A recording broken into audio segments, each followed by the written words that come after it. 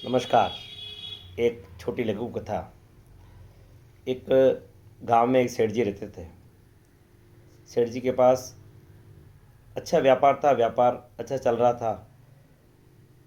गांव के बीच में उनका अच्छी जगह पर उनका मकान था।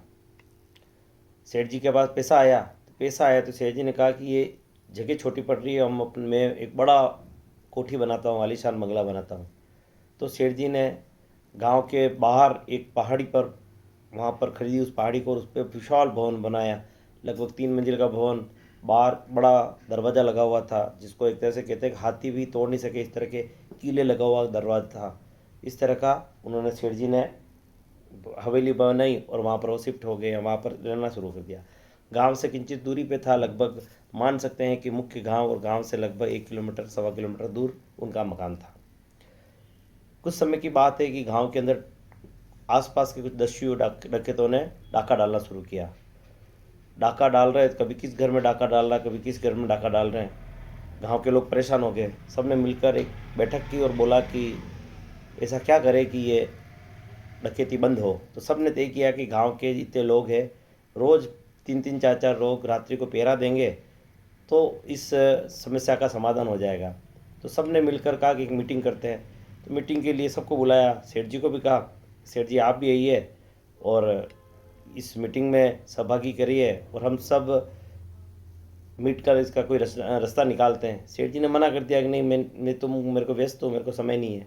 बाद में जब मीटिंग के बाद ये विषय आया कि हमने इस तरह की रचना बनाई रक्षा के लिए, तो सेठ जी ने बोला कि तुम कमज़ोर लोग हो, तुम्हारे पास साधन नहीं, मेरे पास तो बंदूक है, इतनी बड़ी हवेली है, मेरे इस हवेली में कोई आने की हिम्मत नहीं कर सकता है, तुम अपनी रक्षा करो, मेरे को रक्षा की ज़रूरत नहीं है। सब ने कहा ठीक है भाई।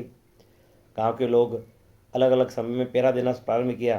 तो धीरे धीरे देखते हैं कि गांव में वहाँ डकैत आना बंद हो गए, क्योंकि रात को कोई न कोई पहरा देकर वहाँ पर गांव की रक्षा कर रहा होता है। सेठ जी के गांव से दूरी पर मकान था, तो जो डकैतों ने देखा कि इस सेठ को अगर लूट लेंगे तो बड़ी संपत्ति प्राप्त होगी, और गांव से पर्याप्त दूरी पे हैं तो गांव के लोग वहाँ तक पहुँचेंगे भी नहीं और हम अपना कार्य कर लेंगे। उन्होंने रचना बनाई कि आज रात को इसको सेठ की हवेली को लूटते हैं। सेठ जी का दिन में तो अच्छे खासे उनके नौकर चाकर रहते थे, रात को सभी चले जाते हैं, किवाड़ बंद कर कर सेठ जी अपने परिवार के साथ अंदर रहते हैं। एक दिन रात को चोरों ने सेठ जी के उस हवेली पर डाका डाला। हवेली पर डाका डाला, जाकर डाका डाले कैसे, अंदर जाना संभव ही नहीं, बड़ा विशाल दरवाज़ा और 2 मंजिल की भवन। उन्होंने नीचे गए और किवाड़ बजाया ज़ोर ज़ोर से। सेठ जी ने झाँका कि नीचे शॉल ओढ़कर, कंबल ओढ़कर 4-5 लोग खड़े हैं। उनको समझ में आ गया कि संभवतः डाकू ही है। वो अपनी बंदूक लेकर आए और ऊपर जो दूसरी पहली मंजिल पर जो उनका गोखड़ा जिसको कहते हैं, वहाँ से बंदूक तानी और बोला कि भग जाओ वरना गोली मार दूंगा। नीचे जो लोग थे वो भी तेज़ थे। उन्होंने कहा कि अपना जो कंबल था उस कंबल को फेंकी और हाथ में नंगी तलवारें थी उनके हाथ में, सब ने तलवार निकाली और ज़ोर से चिल्लाए, ये बंदूक नीचे फेंक फेंक सेठ, वरना इस तलवार से तेरे टुकड़े टुकड़े टुकड़े टुकड़े कर देंगे। बड़ी ज़ोर से कर्कश आवाज़ में जब उन्होंने बोला तो सेठ जी के हाथ काँपे और सेठ ने वो बंदूक नीचे फेंक दी। जैसे ही बंदूक नीचे फेंकी, उसके अंदर कारतूस थे।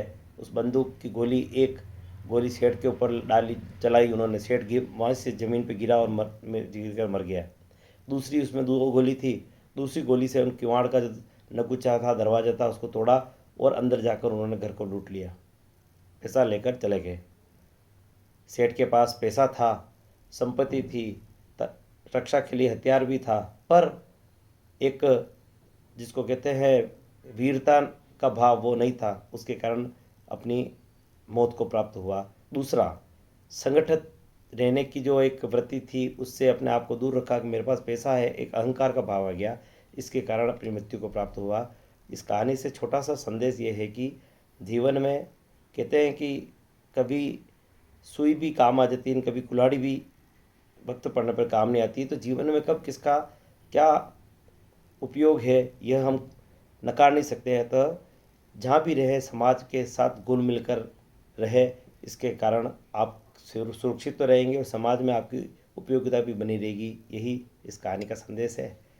कहानी अच्छी लगी तो लाइक करें, शेयर करें। धन्यवाद।